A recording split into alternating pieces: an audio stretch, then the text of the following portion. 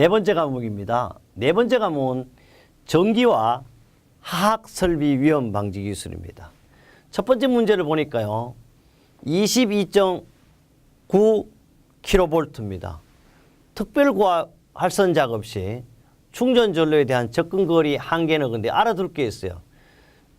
특별고압 활선 작업의 충전 선간 전압과 접근 거리 한계 거리는 법으로 기준을 정해져 있습니다. 지금 여기 22.9kV라니까 어디 있어요? 22.9kV면 15kV 초과 37kV 중간에 있는 거죠. 그럼 몇 cm? 60cm 이렇게 찾으면 되겠습니다. 만약에요 37에서 88이라면 얼마?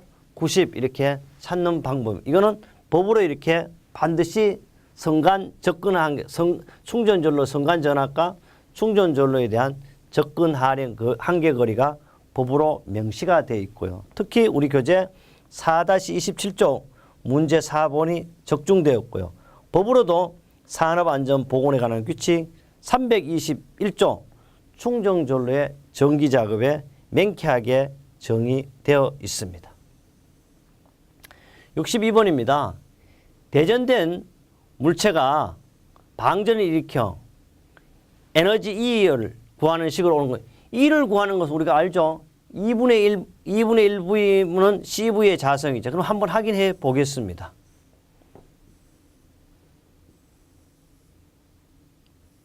그렇죠? 근데 잘못 찾으면 안 돼요. 2분의 1 CV의 자성이 없어. 그럼 여기 뭐 어떻게 되나? 바로 정전기 에너지는 2분의 1 다시 CV는 QV예요. 그래서 2분의 1 CV 자성은 다시 하니까 E는 20분의 뭐가 돼? Q의 자성이 돼. 그럼 답은 몇 번? 3번. 이렇게 기억해야 돼. 이걸 가정을 하셔도 좋고 그냥 눈으로 익히셔도 무방한 것이 되겠습니다. 63번입니다. 63번은요. 전기기기에 불꽃 또는 열로 인해서 폭발성 위험 분위기에 점화되지 않도록 컴파운드를 충전해서 보호하는 방부구조. 여기서도 묘합니다. 말이 뭐를 충전한다? 컴파운드를 충전해서 보호한 방폭구조로서 컴파운드를. 그리고 우리가 컴파운드를 한다는 것이니까요. 여기서 알아둘 것은 바로 비점화니 이런 건 아니에요. 컴파운드는 뭐예요? 바로 안전정도 아니야. 본질도 아니에요. 그럼 당연히 뭐예요? 몰트로 덮는 거잖아요. 그러니까 컴파운드 충전이죠.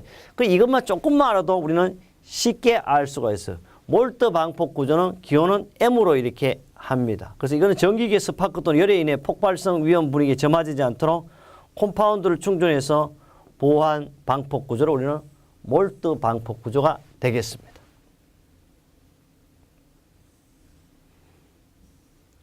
(64번을) 가보면요. 64번입니다. 전로에 시설하는 기계기구의 철대라든지 금속재에 외하면은요. 규정에 따른 접지공사를 실시하자. 우리 접지공사는 1종, 2종, 3종, 4종이 있는 게 아니고 특별 제3종 이렇게 하죠. 접지공사를 실시해야 하나 시설하지 않아도 되는 경우가 있다. 예외 규정으로 틀리는 것은 한번 보겠습니다. 이것도요. 잘 읽어봐야 돼요. 이런 것은. 봐요. 사용 교류 전압이 150V 이하인 기계기구를 쓰고 이거는요. 알아둘 게 있어요. 접지공사에 해당되는 게 아니고 어디에 이런 것이 있어요? 이거는 바로 누전 차단기죠. 누전 차단기 적용. 그리고 우리나라는 모든 게 어떻게 해? 220V니까 모든 가정집에도 뭐가 설치해? 누전 차단. 그리고 이건 누전 차단기 기준인데 150V에 누전 차단기를 설치 안 해도 돼요. 접지하고 관계없는 내용이에요. 반드시 이거는 접지를 꼭 생략하고 설치해야 되는 것은 세 가지 여기 되어 있어. 접지 생략 규정은 철대 또는 외함 주위에 적당한 절연대를 설치되어 있는 경우도 생략할 수도 있어요.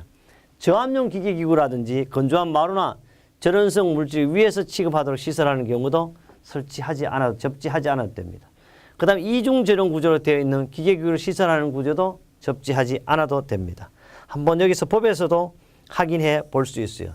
접지공사 생략 규정 세 가지 있잖아. 전기용품 안전관리법에 따른 이중 절연 구조나 이와 동등 이상으로 보호되는 전기기구에도 설치하지 않습니다. 그 다음 두 번째, 절연대 등 위 등과 같이 감전 위험이 없는 장소에서 사용하는 전기기구에도 설치하지 않아도 되죠. 비접지 방식입니다. 그 전기기계구의 전원 측의 전로에 설치한 절연 변압기 2차 전압이 300V 이하, 전격 용량이 3kV 이하이고 그 전원 전압기에 부하치거 전로가 접지되어 있지 아니한 것으로 한정한다. 접속대사 이런 기구에도 접지를 생략할 수 있는 세 가지 규정이에요. 이것은 산업안전보건 기준에 관한 규칙 302조 전기기계기구의 접지에 명쾌하게 정의되어 있고 아까 150V는 바로 누전 차단기를 생략할 수 있는 경우라는 거.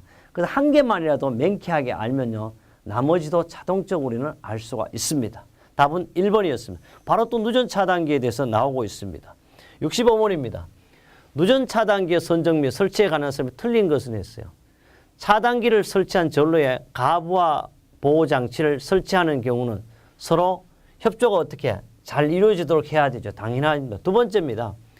전격 부동작 전류와 전격 감동 전류와 차는 가능한 크면 안 되죠. 부와 정은 어떻게 작게 해야 되고 답은 벌써 2번으로 나왔어요.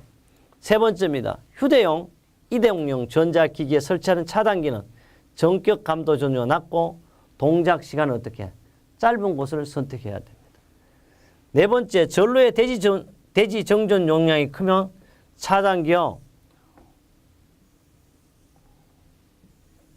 오작동 전류는 경우가 있으므로 각 분기 회로마다 차단기를 설치해야 된다. 맞는 말이죠.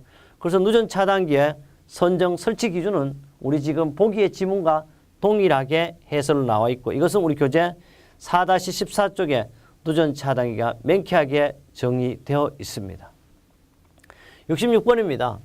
교락구 용접 작업 시 감전을 예방하기 위하여 사용하는 자동 경격기, 자동 전격 방지기 또는 자동 전격기 이렇게 해도 관계없습니다.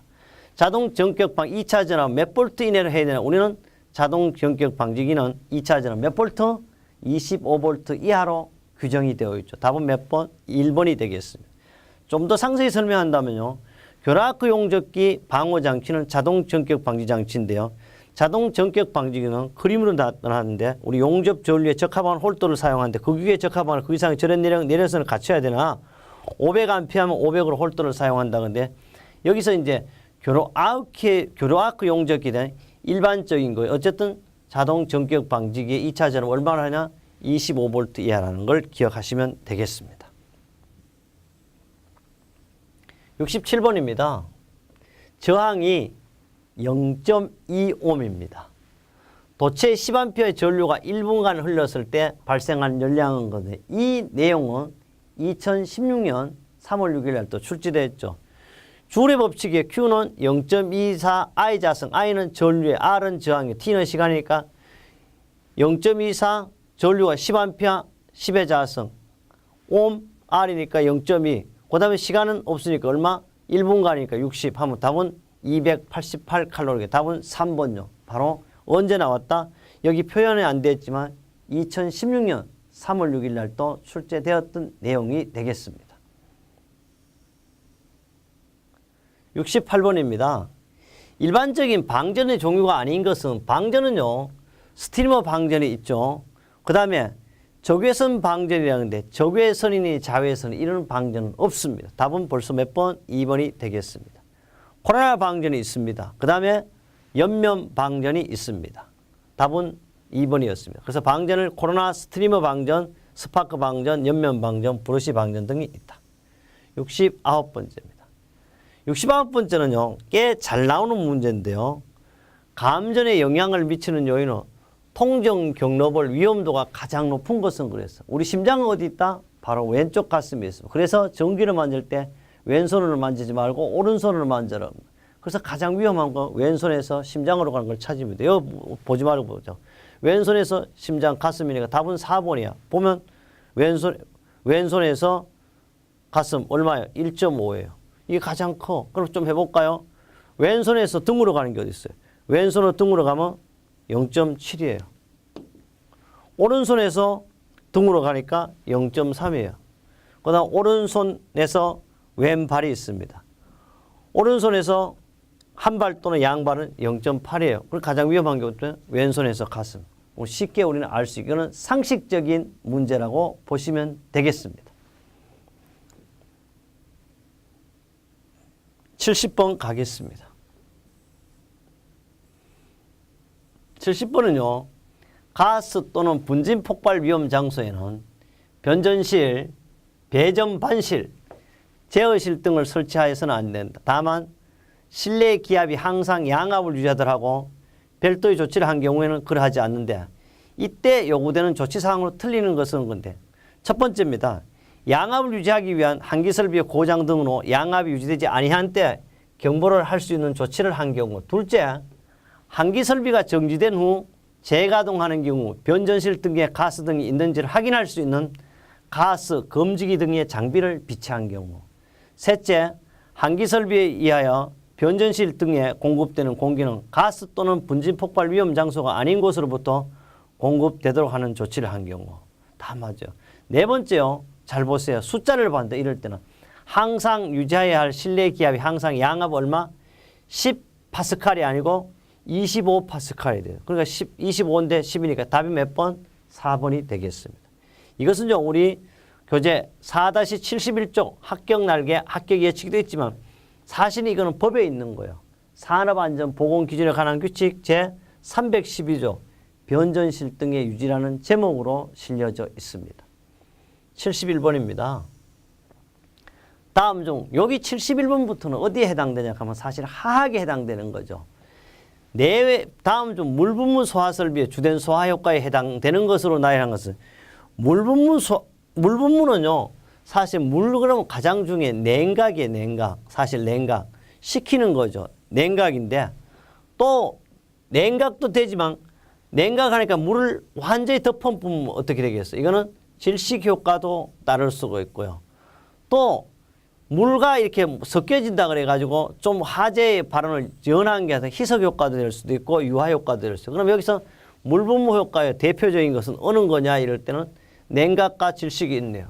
이외에는 없어요. 그 다음에 답은 1번이죠. 물론 여기 희석이 있는데 제거는 아니죠. 촛불을 끄는 거니까 답은 1번 이렇게 찾으면 되겠습니다. 72번 가겠습니다. 72번은요. 가열이라든지 마찰, 충격 또는 다른 화학물질과 접촉 등이나 산소나 산화제의 공급이 없더라도 폭발 등 격렬한 반응을 일으킬 수 있는 물질이 뭐냐. 이거는 우리 산업안전보건법에 폭발성 물질 및 유기가산화 물질을 찾으면 되죠.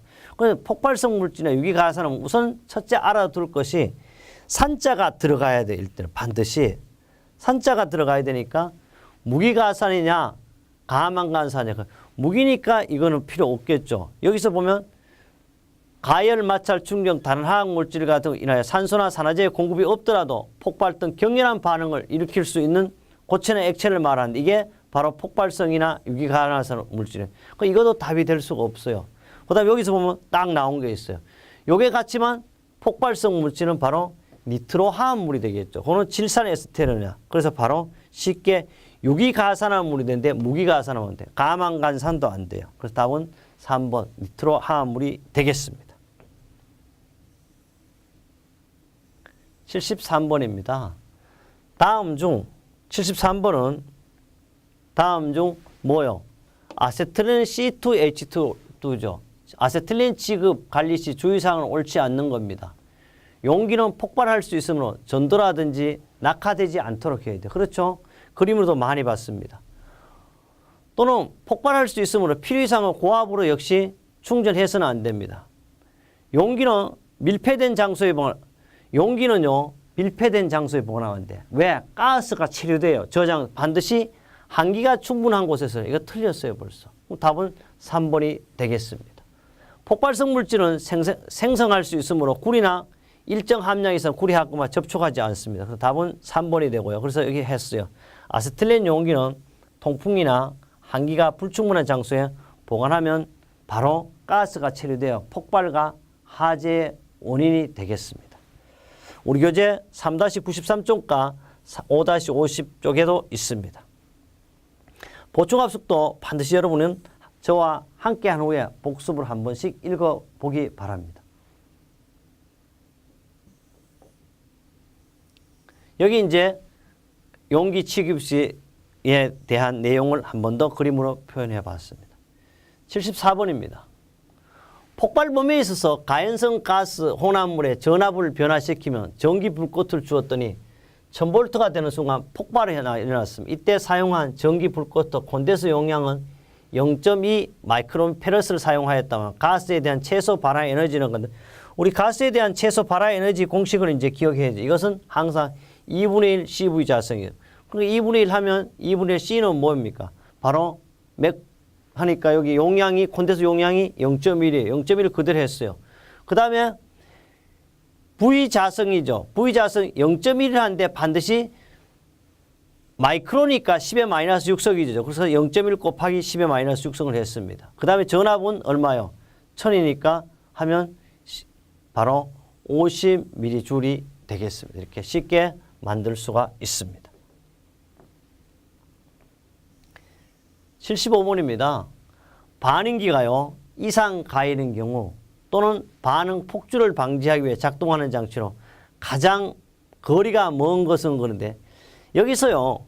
고온경보장치 블루다운은요. 반응기에 해당되는 거 아니고 액체에서 일어나는 현상들입니다. 그러니까 답이 블루다운 시스템이고 이건 긴급 차단 장치, 자동 슈트다운 장치 등이 있습니다. 여기 블루다운에 대해서는 설명을 조금 더 해놨습니다. 블루다운이라는 것은 바로 응축성 액체거든요. 열액 등의 공정 액체를 빼내서 보존 또는 처리하기 위한 장치가 되겠습니다. 그 다음에 블루다운의 구성 요소는 펌프라든지 탱크, 증발기 등이 있을 수가 있습니다. 76번은요. 공정 중에 발생하는 미연소 가스를 연소하여 안전하게 밖으로 배출시키기 위해 사용하는 설비를 가지고 뭐냐. 이거는 공정 중에 발생하는 미연소 가스라든지 연소하여 안전하게 밖으로 배출시키는 건 뭐요? 이런 거 가지고 우리는 플레어스택이라고 그러죠. 플레어스택. 특히 플레어스택은 고휘발성 액체 증기 또는 가스를 연소하여 밖으로 대기 중으로 배출하는 걸 가지고 우리는 플레어스택 이렇게 이야기하고 있고요. 이 플레어스택에 대한 것은 우리 교재 5-67쪽에 이 플레어스택이라고 한 꼭지로 만들어 두었습니다. 77번입니다. 다음 중 분진 폭발의 발생 위험성을 낮추는 방법 적절하지 않는 것은 건데 분진 폭발은요. 분진은 특히 곡물류라든지 이런 데가 가장 많이 발생하죠. 첫째, 주변에 점화원을 제거. 왜? 점화원이 없으면 연소의 3요소 중 점화원을 제거하니까 자연 발화가 나지 않는 분진이 일어나지 않습니다. 둘째, 분진이 날리지 않도록 해야 돼요. 분진과 그 주변 온도를 낮춰야 돼요. 분진 입자 표면적을 크게 한다는데 여기는 분진의 표면적을 어떻게 해? 작게 해야 되죠. 그래서 답은 4번이고요. 분진 폭발의 방지 대책을 4가지로 구분해서 두었습니다. 우리 교재 5-30조, 5-30조 방지 대책은 또 합격 날개 은행 문제도 이 문제가 그대로 적중이 되었습니다. 78번입니다. 78번은요. 법적인 문제인데요.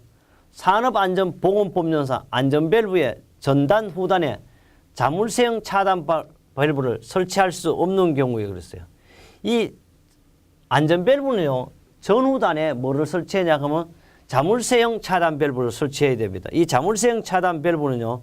금지 기준이 있습니다. 그래서 하악 설비라든지 그 부속 설비에 안전 밸브를 복수 형식으로 설치되어 있는 경우, 그 다음에 예비용 설비를 설치하고 각각의 설비에 안전 밸브 설치되어 있는 경우, 그 다음에 열팽창에 상승된 압력을 낮추기 위한 목적 안전 설치된 안전 밸브 배출의 2분의 1 이상에 해당하는 용량이 자동 압력 조절 밸브와 안전 밸브가 직렬로 연결된 것이 아니고 여기 알아둘 게 있어요. 안전 밸브 등의 배출 용량 2분의 1 이상 해당되는 용량이 자동 압력 조절.